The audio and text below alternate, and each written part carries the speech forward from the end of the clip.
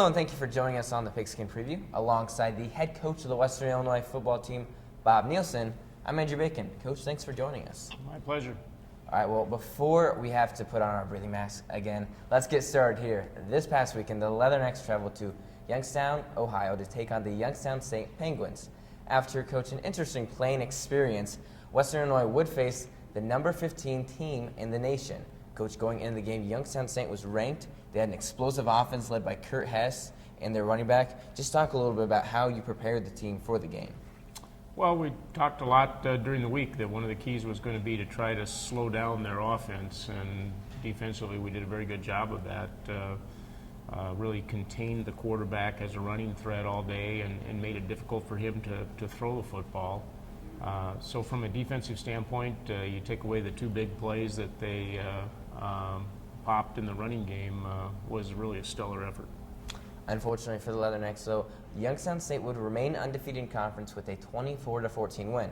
Let's toss it out to WIU TV3 commentators Nico Hefflinger and Garrett Canuck for the first half highlights.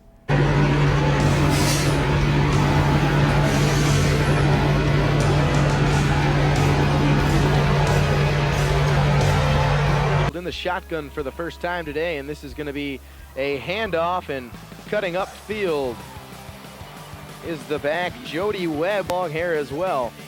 As this is going to be a handoff to Ruiz on third down. He's going to cut it inside, breaking a tackle, and he is going to take this one all the way as no one will catch him, and Ruiz is going to have a 60-yard touchdown run. Two receivers at the bottom of your screen. Martinez Davis looking like he's thinking about blitzing.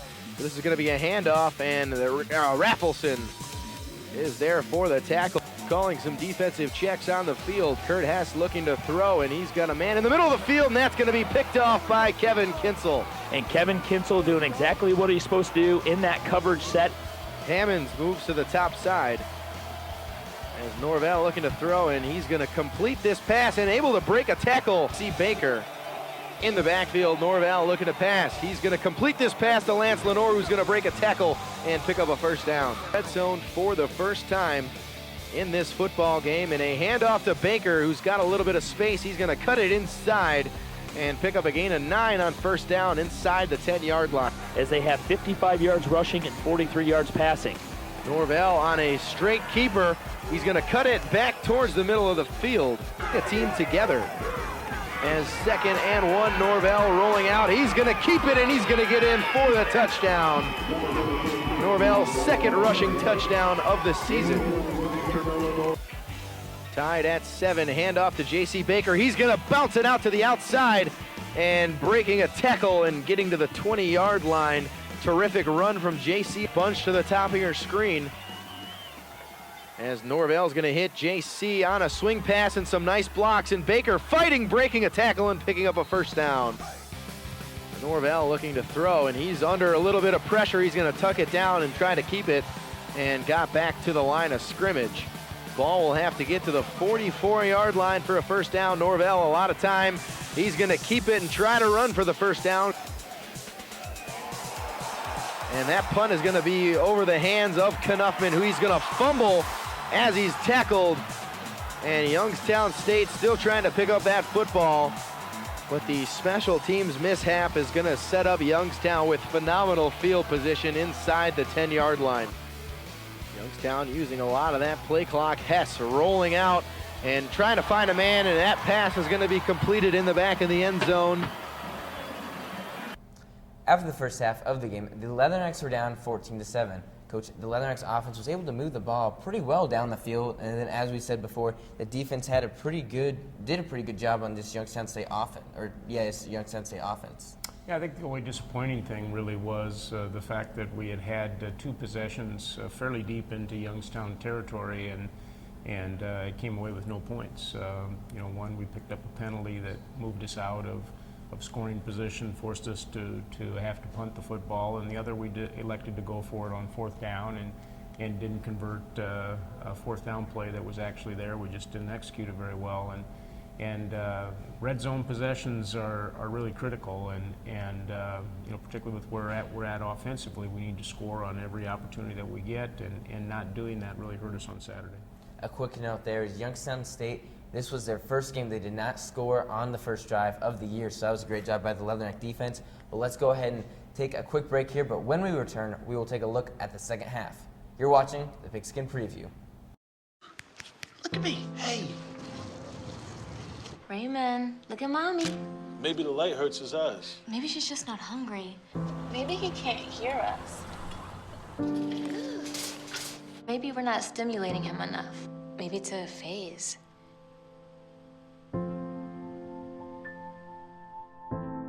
Avoiding eye contact is one early sign of autism. Learn the others today. The sooner it's diagnosed, the better. Welcome back to the Pigskin Preview. Coach, down 14-7, what did you tell the team? We just talked about the fact that, here we were playing the 15th ranked team in the country, and the fact that, we'd really outplayed them. And we knew that if we continued to play that well, we had a chance to win the football game, and just re-emphasized that with our team, made just a couple of minor adjustments and things that we were doing. And certainly we went out and continued to play a very good football, just ending up a little bit short in the fourth quarter. Not be a factor.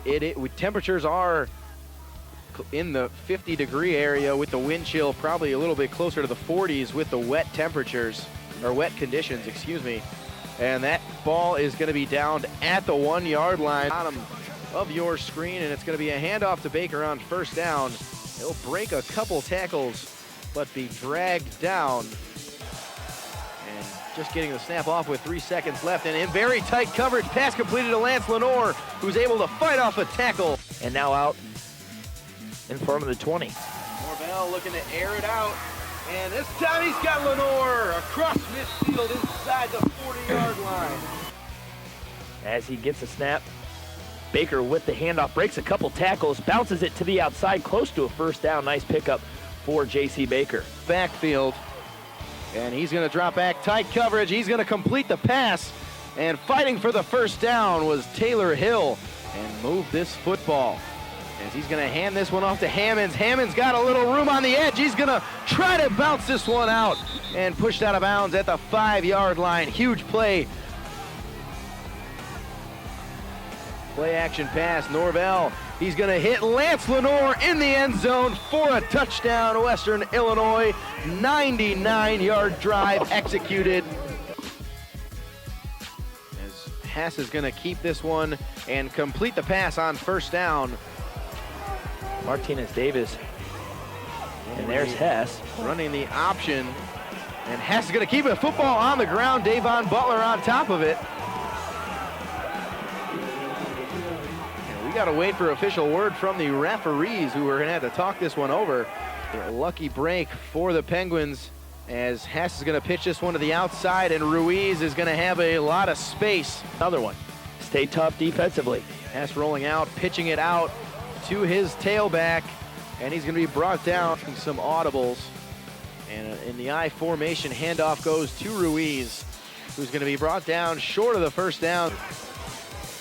Hess running the option again and forcing him outside and back towards the middle of the field, and they're definitely in field goal range as Hess is dropping back and stepping up, in the pass off the hands of Andre Stubbs, the intended receiver. It's going to be a 33-yard attempt. The kick is up, and it is good. A great job, and he's put up the numbers to prove it. Baker's going to get another handoff on second down, and a lot of patience shown from Baker, and he is going to run out of bounds at the 39-yard line. South Dakota's won back-to-back games after losing to Western Illinois to start the Missouri Valley Conference year. Norvell, a pump fake, and this time he's going to complete this pass to High C. Scott, who's going to fall down inside Penguin territory. He's going to hand it off to Baker again, who's going to cut it back inside. A spin move, breaking a tackle, and Baker is tripped up across the 30-yard line. 2nd and 9. Just a gutsy performance by J.C. Baker. Such an elusive running back. Another spin move, and Norvell laying down a block, adding some space and just running out of bounds. Baker might be gassed right now. Lenore out at the top. And Norvell trying to keep it. He is going to run right into a Youngstown player, and he is going to be brought down. But that was over 2 weeks ago, as this kick is up, and it is no good wide left. So Hess on 1st and 15, going to hand it off to Ruiz, and Ruiz is going to break a tackle. This is without a doubt the biggest one, as they hand off to Ruiz, and it looked like nobody knew that it was coming, and David McDaniel misreading that play, and Ruiz a huge gain, and that is going to put the football inside the red zone. A touchdown and a field goal on each of their red zone carries, as Damon Himes side of 3 minutes. 3rd and 5. Hess is going to keep it this time, and airing it out, and what is the call going to be? Touchdown is the call on 1st down of a crucial drive. And he's going to complete the 1st down pass for a 1st down. To the secondary, he's had some luck doing it.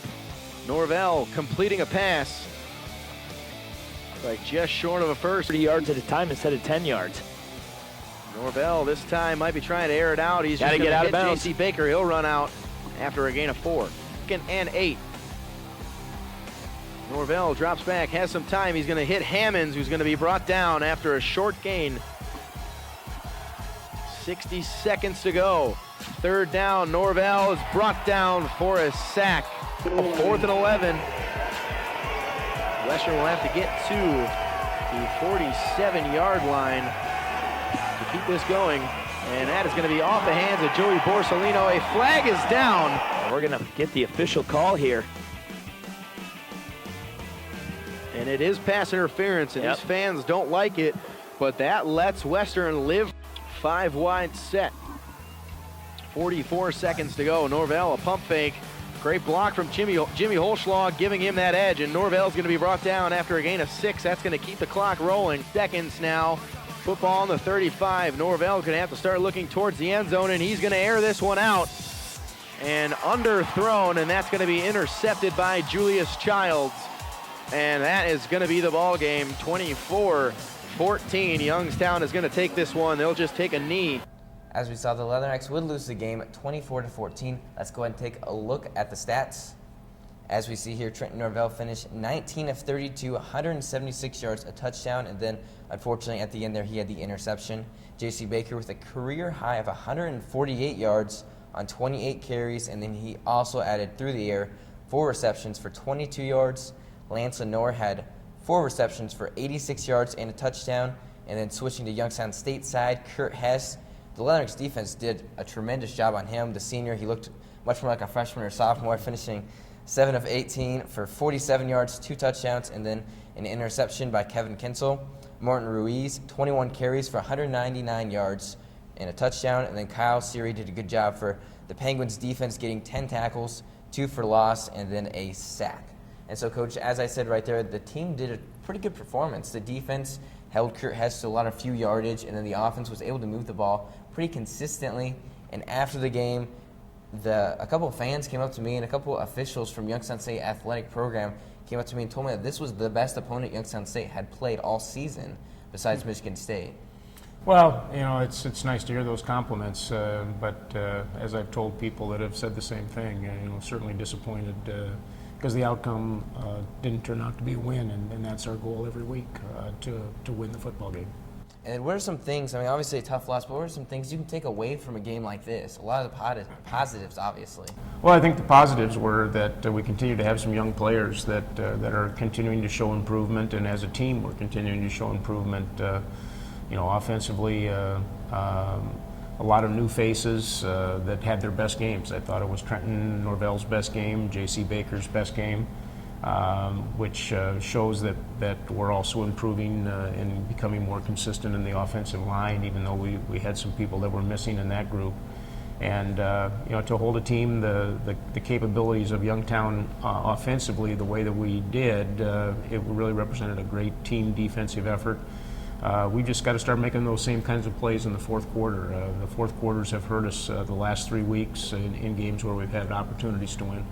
And speaking a little bit about the offense, the last couple of weeks, the Leathernecks have used the tight end position much more. Sophomore tight end Taylor Hill has been one of the key points in the last 2 games as he has caught 6 passes for 47 yards, and he's starting to become much more of a safety net for quarterback Trenton Norvell, obviously a very key thing there, Coach. And so this week, the Pigskin previews featured players Taylor Hill and passing coordinator Coach Ted Schlafke.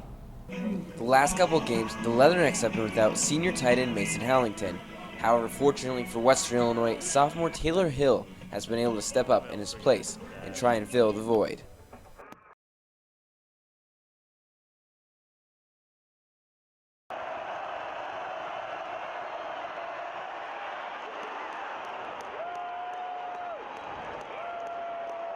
It's different. It's a bit of a change for me and Scott Simpson especially. Not a workload that we're used to, but it's one that we've kind of changed and adapted to well. Before 2 weeks ago, Taylor Hill had no catches this season. However, after South Dakota State and Youngstown State, Taylor Hill has 6 catches for the Leathernecks, making him known as a receiving threat to other teams. Well, the more guys that you have that they have to defend, the better. You know, early in the year we had a handful of guys stepping up and different guys touching the football, and with a couple injuries here and there, being able to find another guy, especially Taylor's got a lot of football ahead of him, and obviously his upside is huge. It's just a route combination that Coach Nielsen and Coach Schlafke saw that would work against the specific defenses, and then they made the right calls. And I was the first read and the correct read that Trent made, so I just happened to be open on that play. With Taylor Hill's catching ability, look for Hill to start seeing more balls thrown in his direction in the upcoming games. The guys that we talk about, guys that show us that they deserve the football, that they are explosive, and he found some ways to get open in our 2-minute drive late in the game Saturday and a handful of times the week before. So using him on a screen and those type of things, he's proven that he can handle that mentally and go out and execute it on Saturday. I'd like to think so. It's just me and Scott have been working really hard on catching the ball and running correct routes, and I think it's something that we'll see a lot more in the future, so I look forward to that. The past 2 games, quarterback Trenton Norvell has gotten into some trouble with the tough defenses of the Missouri Valley Conference when looking to throw. However, he has been able to get a few yards down the field or make a big first down thanks to Taylor Hill, who has started to become a safety net for Norvell. Well, 6'5" target in the middle of the field is always extremely nice for a quarterback, especially when the pocket breaks down a little bit, and having a guy that can play on the line of scrimmage as well as run routes the way that he does, that does nothing but help us offensively. I think it's very important because the last few weeks he's had to run around quite a bit. We haven't done a great job protecting him, so I think it's helped having someone in the middle of the field he can check down to, especially if some of the receivers don't get open. Tight ends don't always receive a lot of the glory unless they're leading the team in catches or touchdowns.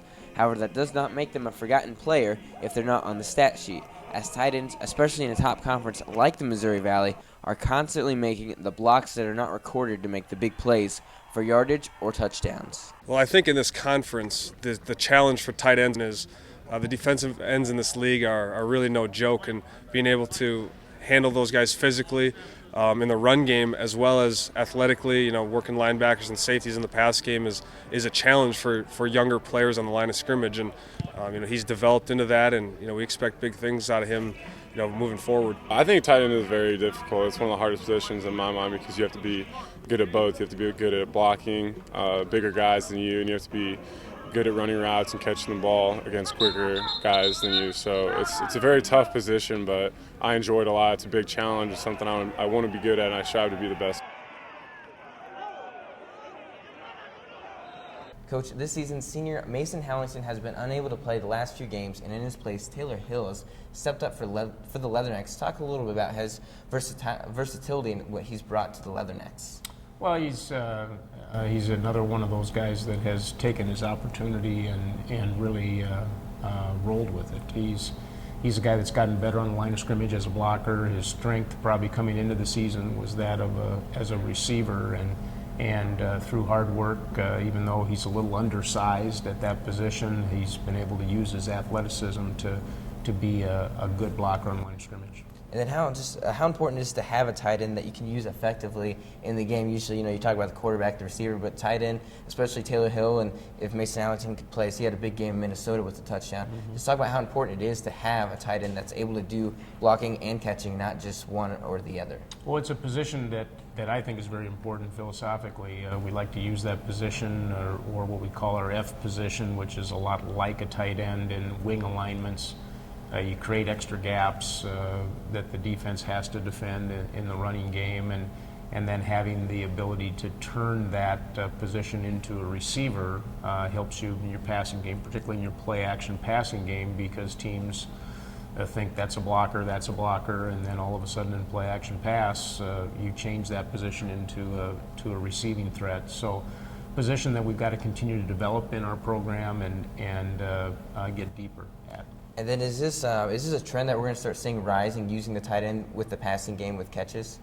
We've always had concepts. I think the last couple of weeks, as Trenton has got more comfortable, he's gotten to those options better in the passing game, and the more athletic you are at that position, the more you can utilize it in the passing game. And then with Mason Allington unable to play the last couple of games, just talk a little about how important it is, even though he can't play, how his leadership is to help guide Taylor Hill and also Scotty Steinson for playing for Western Illinois.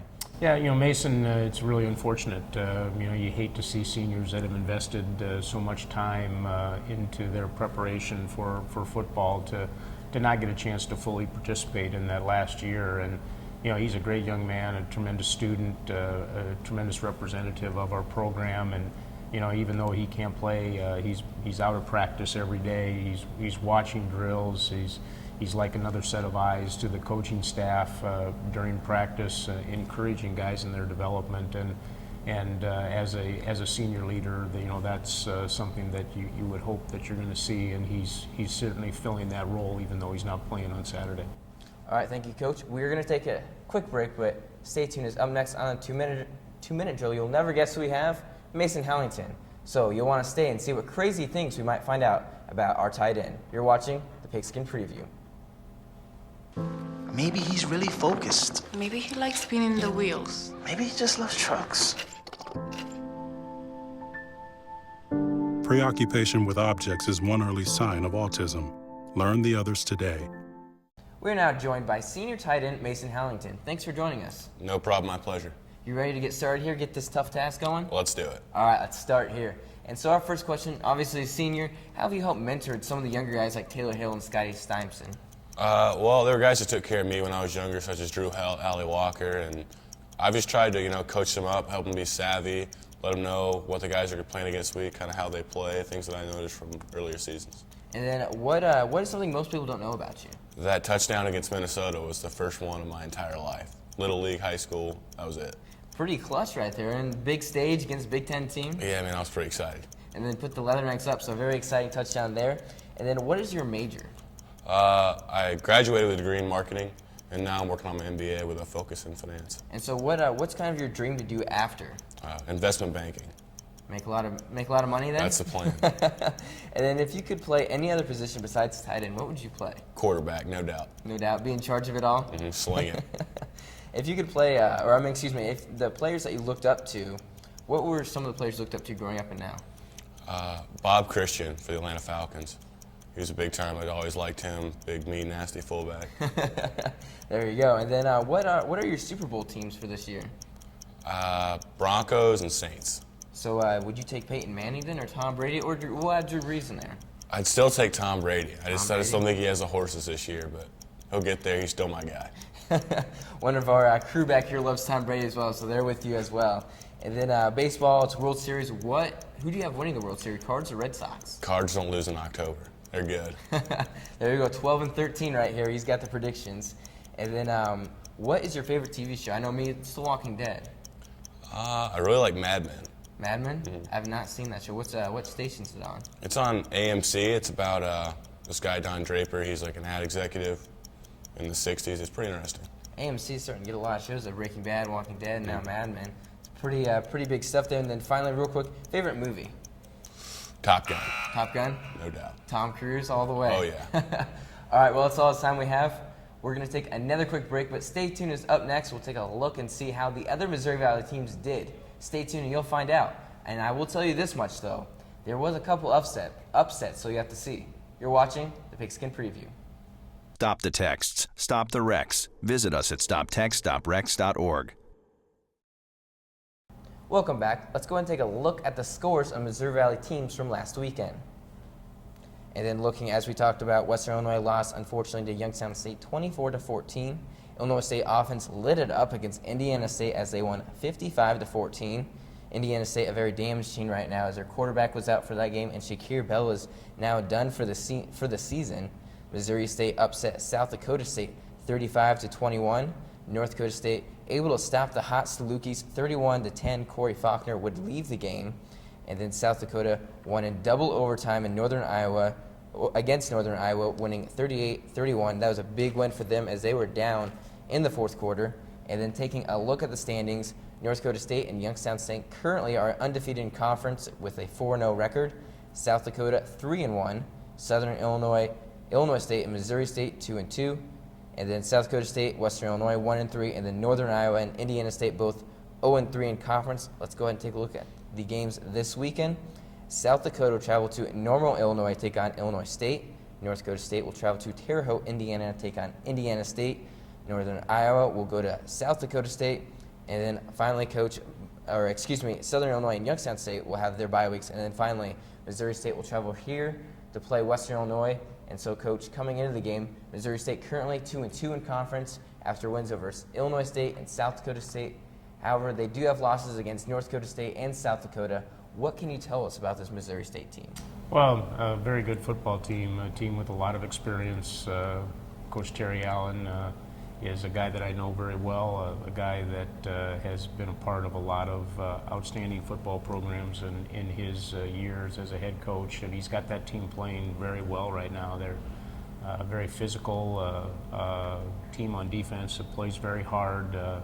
They've been a hard team to score consistently against, particularly in the red zone, which has been one of our issues, and that's going to be a real important part of the game on Saturday. And last week they generated a bunch of big plays to get ahead of South Dakota State, and then held on and did a good job of closing the game out in the fourth quarter. And that's the one thing that you have to do against them defensively is contain their big play capability. They had 3-4 scoring plays, I think, all of 50 yards or more on Saturday of last week. And speaking of that, I believe I saw that Missouri State had 3 long runs that were 60 yards or plus, so obviously big play, a big factor there. But another factor in their win possibly was they switched quarterbacks, and it seems like almost every team we play end up switching quarterbacks, and this time they switched to Ashton Glazier over Harris. And so is that something that you expect them to start with Glazier, or will they start with the other guy? What do you guys expect? Well, I think based on his performance last week, he'll be the guy that we see. Harris he and Harris had been splitting some time, and Harris had gotten a little bit injured, and as a result, Glazier played all the game last week and played very well. And then, interesting enough, last year it was a similar story. However, it was the opposite ends. Glazier started the season, and they switched over to Harris. So very interesting there from Missouri State. But this time we're going to go ahead and we're going to do what we did last week, and we're going to go ahead and take a look at the numbers for Missouri State. And then some keys I highlighted there is a positive for Missouri State is that they have beaten Western Illinois the last 4 meetings. They lead the Missouri Valley in red zone defense with a .643. They allow 133 yards rushing, very good, as there's a lot of good running backs in this conference. And then Cal Shafzizel, I probably just messed up his last name, just saying it. Very long, very hard last name to say, but he is tremendous for this defense. 72 tackles, 3 interceptions, 10 pass deflections, and a sack. And so he'll be someone to watch. Not really a number, but his stats are numbers. And then some negatives for Missouri State is they're currently winless on the road. They are allowing 231 yards passing. They are at the bottom with sacks as they only have 12 this season. And then, Coach, they've already turned the ball over 15 times this season as well. So a team that's turned over the ball, and possibly that's why they switched quarterback. But for us, that's all the time we have. Remember, the Leathernecks will play the 2-6 Missouri State Bears this Saturday at 6 p.m. at home on Hanson Field. But that's all the time we have for you. For Coach Bob Nielsen, I'm Andrew Bacon. Thanks for watching.